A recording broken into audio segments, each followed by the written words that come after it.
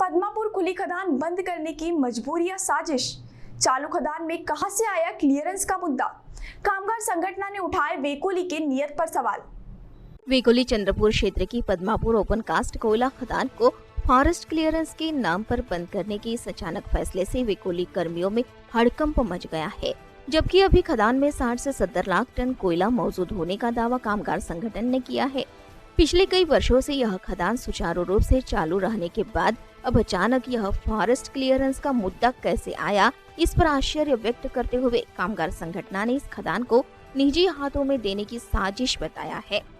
पद्मापुर खदान का नाम इतिहास से मिटाने नहीं देंगे और लालपेट जैसे इसे निजी हाथों में नहीं जाने देने का दृढ़ संकल्प करते हुए इंटक के कामगार नेता शंकर खत्री ने कामगारों को आश्वस्त किया है कि पद्मापुर खदान को पुनः जल्द शुरू करने के लिए हर संभव प्रयास करेंगे। बता दें कि क्षेत्रीय समन्वय समिति चंद्रपुर क्षेत्र की बैठक 7 अप्रैल को क्षेत्रीय मुख्यालय में आयोजित की गई। इस समय चंद्रपुर क्षेत्र के मुख्य प्रबंधक तथा जेसीसी अध्यक्ष चंद्रपुर क्षेत्र मोहम्मद साबिर इनकी अध्यक्षता में संपन्न हुई बैठक में सभी उप क्षेत्रीय प्रबंधक, वरिष्ठ अधिकारी और जेसीसी सदस्य उपस्थित थे। इस बैठक में वेकोली प्रबंधन ने बताया कि मोटा घाट नाला के डायवर्शन का नक्शा प्राप्त हुआ, किंतु फॉरेस्ट क्लियरेंस आज तक प्राप्त नहीं हुआ है एवं आगामी कितना समय लगेगा इसका निर्धारण नहीं किया जा सकता। वर्तमान परिस्थितियों में पद्मापुर खदान को चलाना संभव नहीं है। खदान का उत्पादन कार्य बंद किया जाना है एवं पद्मापुर में उपलब्ध जनशक्ति का स्थानांतरण भटाड़ी एवं दुर्गापुर खुली खदानों में किया जाना प्रस्तावित है, ऐसी चर्चा हुई। बैठक में सभी जेसीसी सदस्यों ने खदान बंद करने पर आपत्ति जताई। जल्द से जल्द पद्मापुर खदान चालू करने हेतु गतिविधियों को पूर्ण कर खदान को कंपनी द्वारा चलाने का अनुरोध जेसीसी सदस्यों ने किया। साथ ही जनशक्ति को अन्य क्षेत्र में न भेजकर दुर्गापुर भटाडी खदानों में उपयोग के प्रबंधन के प्रस्ताव का स्वागत किया। परंतु प्रबंधन के इस निर्णय पर इंटक के नेता शंकर खत्री ने आरोप लगाया कि विगत अनेक वर्षों से पद्मापुर खुली खदान शुरू है, लेकिन प्रबंधन ने 2019 को फॉरेस्ट क्लियरेंस का प्रस्ताव भेजा है। इससे पहले प्रस्ताव क्यों नहीं भेजा गया? प्रबंधन की लापरवाही से खदान बंद करना पड़ रहा है, जिससे यहाँ के कामगारों को तकलीफ सहनी पड़ रही है।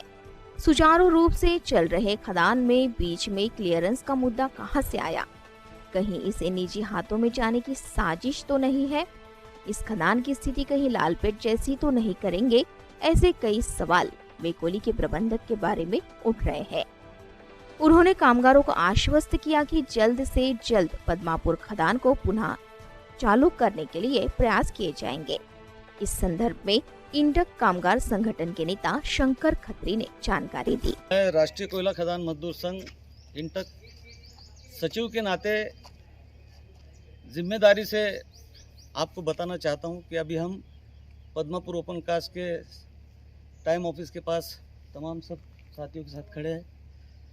बहुत दुख का दिन है कि पद्मापुर का नाम चंद्रपुर के इतिहास से पूरा खत्म करने की साजिश के तहत ये सब हुआ है। कहने के लिए तो है कि भाई हम लोगों को बाहर नहीं जाने देंगे, यहीं रखेंगे, लेकिन इस खदान को बंद करने के लिए कौन जिम्मेदार है? क्या ये कामगार जिम्मेदार है कि अधिकारी जिम्मेदार है? ये जिम्मेदारी किसकी है प्लानिंग करने की? प्लानिंग करने की जिम्मेदारी है व्यवस्थापन की, और व्यवस्थापन प्लानिंग करता और कामगार काम करता है।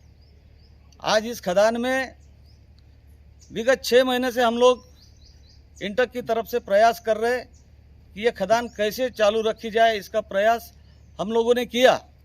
पिछले दिनों में चारों संगठन के लोगों को बैठ के भी बातचीत हुई, लेकिन मसला ऐसा आ गया है कि हमें खुद आश्चर्य हो रहा है कि चालू खदान में कहाँ से फॉरेस्ट का तुम्हारा पेड़ दिखने लग गए और उसके क्लियरेंस के लिए तुम अभी काम रुक गया है, जबकि 60 से 70 लाख टन कोयला आज भी पद्मापुर में मौजूद है।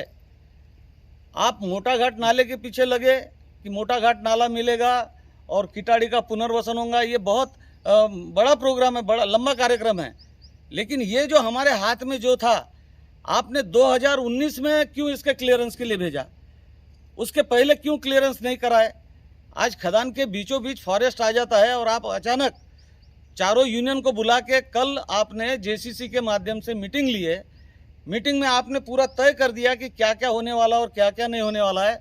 सीनियर लोग जाएंगे दुर्गापुर, जूनियर जाएंगे भटाड़ी, और जो बीमार लोग होंगे वो आवेदन देंगे, महिलाएं रह जाएंगी तो उनको आवेदन देना पड़ेगा, उसके बाद में उनको विस्थापित किया जाएगा।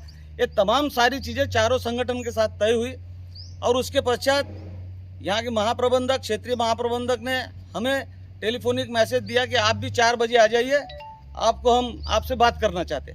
हमसे कोई बात नहीं हुई है, हमारे हाथ में वो मिनट्स दे दिया उन्होंने और कहा कि ये डिसीजन हो गया है, आप देख लीजिए।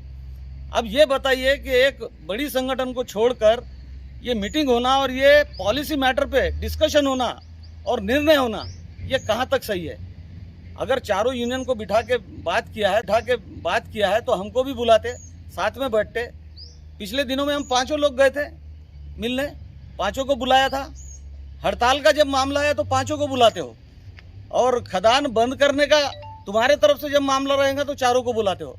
हमें भी पता है कि बहुत तकलीफ वाला काम है, अभी फॉरेस्ट क्लियरेंस का काम इतने जल्दी होने वाला नहीं है। लेकिन मैं राष्ट्रीय कोयला खदान मजदूर संघ इंटक की तरफ से यहाँ पे आह्वान करता हूँ कि पद्मापुर ओपन कास्ट को हम लालपेट नहीं बनने देंगे, उसको निजी हाथों में नहीं जाने देंगे।